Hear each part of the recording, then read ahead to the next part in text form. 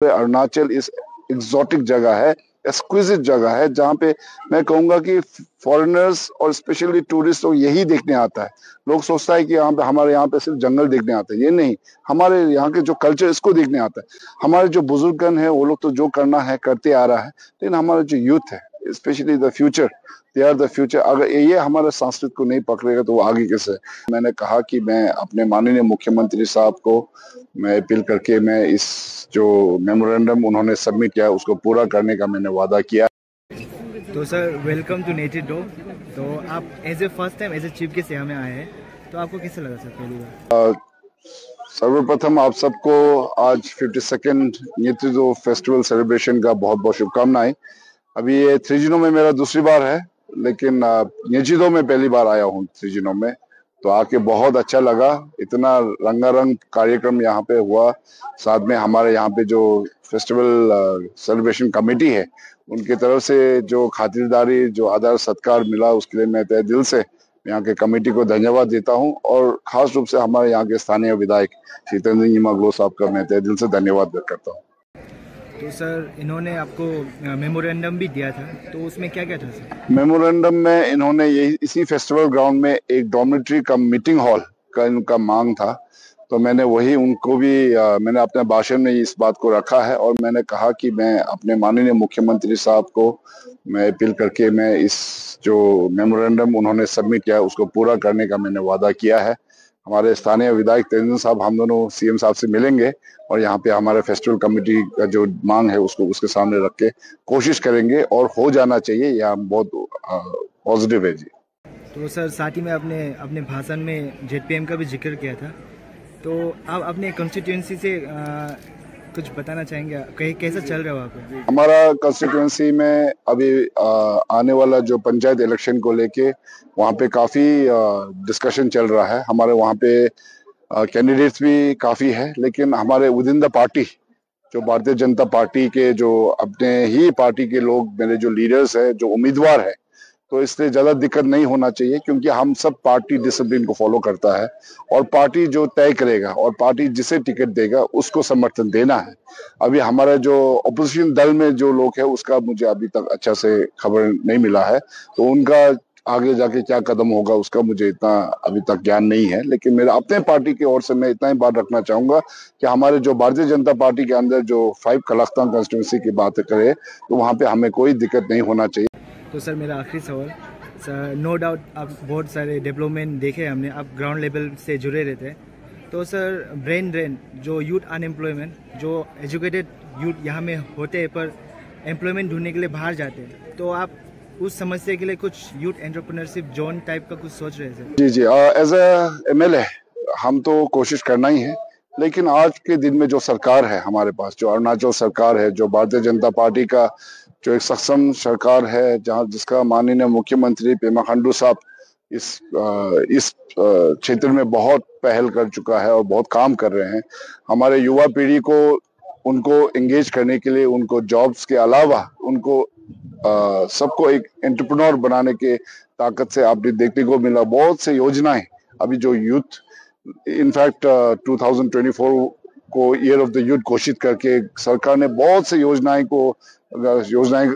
का घोषणा किया, आपको पता भी होगा। तो ये यूथ डेवलपमेंट को लेके अभी भी आज के दिन में भी हमारे जो हर जिला में जिस तरह दीनदयाल उपाध्याय स्वावलंबन योजना जैसे योजना है, जिसमें हमारे जो लोकल एंटरप्रेन्योर्स यूथ लोगों को जो जिसका काबिलियत है लेकिन पैसा का कमी है, उसके फाइनेंशियल प्रॉब्लम है, उसको सरकार दे रहा है। हमारा पीएमजीबी जो लोन है जो हमारे इंडस्ट्री डिपार्टमेंट से देता है, जिसको 10 लाख तक लोन देता है। दीनदयाल उपाध्याय स्वावलंबन योजना 50 लाख तक आपको सब्सिडाइज लोन देता है। और हमारे जो केंद्र सरकार के उन्नति स्कीम है, ये सब को लागू करते हुए, और मैं कहूंगा कि हमारे जो यूथ डिपार्टमेंट है, यूथ अफेयर्स डिपार्टमेंट, वहां पे आपको सिर्फ ये एम्प्लॉयमेंट अपॉर्चुनिटी ही नहीं बल्कि आपको ट्रेनिंग भी दिया जाता है। अभी हाल ही में सीएम साहब के साथ हमारे इस वेस्ट कामेंग क्षेत्र के जो जब दौरे में था, तो सीएम साहब ने वहां पे निमास में उनका जो विजिट हुआ, वहां पे सीएम साहब ने अनाउंस भी किया कि हर साल 400 यूथ, हमारे यहाँ के अरुणाचल के 400 यूथ को निमास में ट्रेनिंग दिया जाएगा, वो इन एडवेंचर फील्ड। अभी टूरिज्म को लेके अभी देखो हमारा जो टूरिज्म डिपार्टमेंट है उसमें अभी आज वेस्ट कामेंग और तवांग स्पेशली ये एक टूरिज्म अरुणाचल का उभरता हुआ टूरिज्म क्षेत्र है, जिसमें हमारे बहुत से टूरिस्ट यहाँ पे लाखों में टूरिस्ट आने लग गया है। और उसको यहाँ पे यूथ को उस क्षेत्र में एंगेज करने के लिए गवर्नमेंट का तरफ से बहुत सारा ट्रेनिंग प्रोग्राम्स और इनिशिएटिव्स दिया जा रहा है।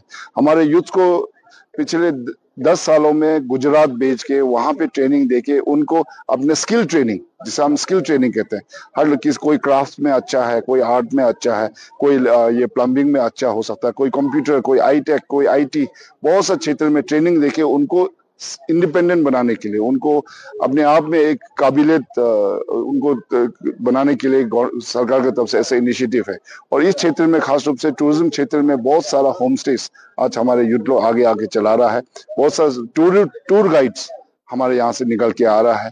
और मैं कहूंगा कि टूरिज्म के भी हर क्षेत्र में एडवेंचर से लेके हमारे यहाँ कल्चर टूरिज्म से लेके, अभी देखो टूरिज्म डिपार्टमेंट की तरफ से आपको अपना ये पर्यटन एक योजना है जिसमें आपको गाड़ी खरीदने का जो टूरिज्म डिपार्टमेंट की तरफ से आपको लोन दिया जाता है, तो इसको अवेल करना है।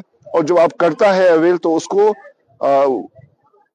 यूज करने जानना है, फिर वो वेस्ट नहीं करना है जो आपको जो फैसिलिटी मिलता है।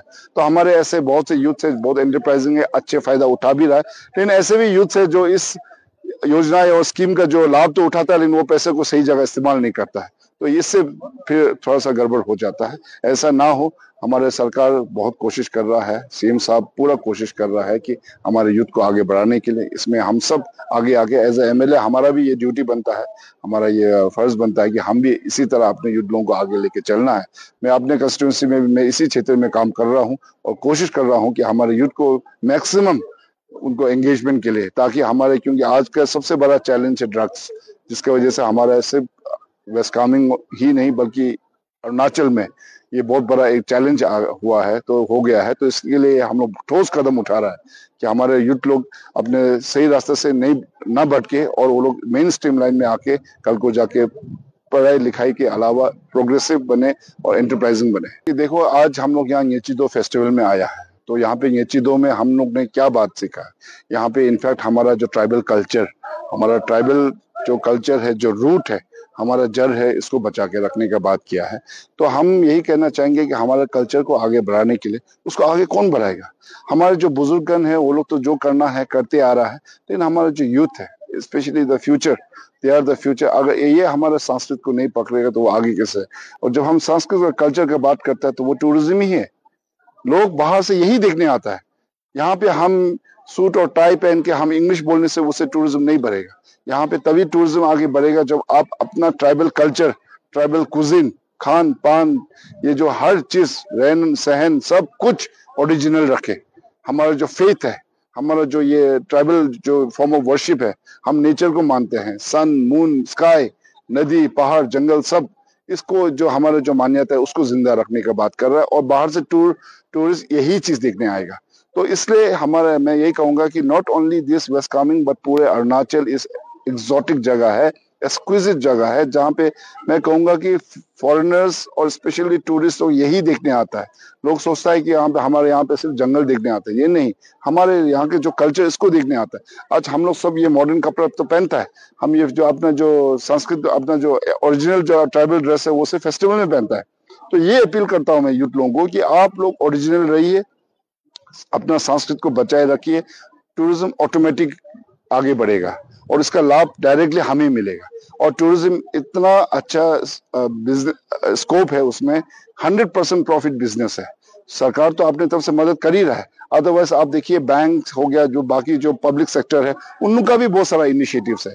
आप जाके आप नेटफी में जाके देखिए, वहां भी स्कोप है। आप नबार्ड में जाइए, नबार्ड अपनी तरफ से भी कुछ कुछ स्कीम्स रखा है। हमारे यहाँ पे इतना ही नहीं, हमारे यहाँ पे जो आर्म फोर्सेस है, आप देखिए सद्भावना के तरफ से, आर्मी के तरफ से इतने हमारे जो सिविलियंस को मदद मिल रहा है, वो हर स्पेस पे उनके जो फंड है वो कहीं भी क्षेत्र में हम यूज कर सकता है, आईटीबीपी की तरफ से, एसएसबी की तरफ से। तो लोकल गवर्नमेंट के अलावा और भी बहुत से क्षेत्र है जहां से हमें मदद मिल रहा है, सिर्फ हमें उसको यूज करने नहीं जानता, उसको ग्रैब कर नहीं सक रहा है। मैं यही कहूंगा कि इसलिए अगर आप कोशिश करेगा, अगर आप मेहनत करेगा, हमारे यूथ अगर मेन स्ट्रीम में बैठ के कोशिश करेगा, पक्का बात है ये बनेगा और बात बनेगा। और हमारा जो, मैं टूरिज्म का ही बात कर रहा हूं, तो इसको आगे लेके हम सब मिलकर लेके जा सकता है।